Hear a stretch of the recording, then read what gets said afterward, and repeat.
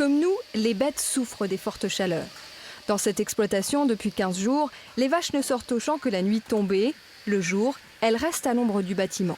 Dès que la température dépasse, on dit 25 degrés, elles commencent à être en stress. Et donc là, elles commencent à avoir un impact sur la production, sur la reproduction aussi à plus long terme.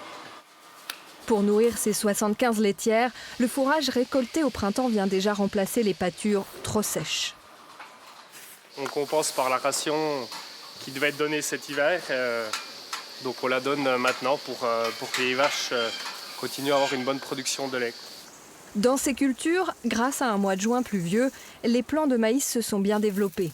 Mais sans précipitation ces prochains jours, les 16 tonnes de récolte espérées pourraient rapidement s'amenuiser.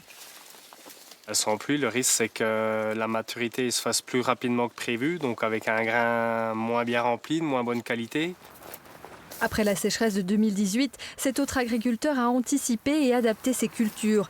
Ici, il a implanté 40% de luzerne, une espèce résistante au manque d'eau.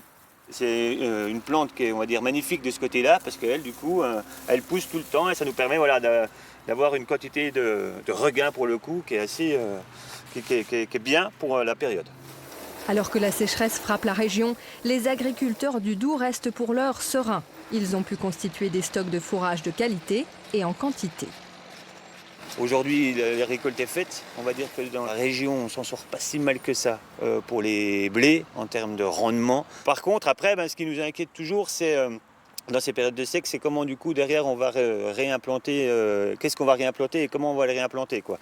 Les jours à venir seront déterminants. Le mercure restera haut cette fin de semaine, mais des orages sont attendus ce week-end.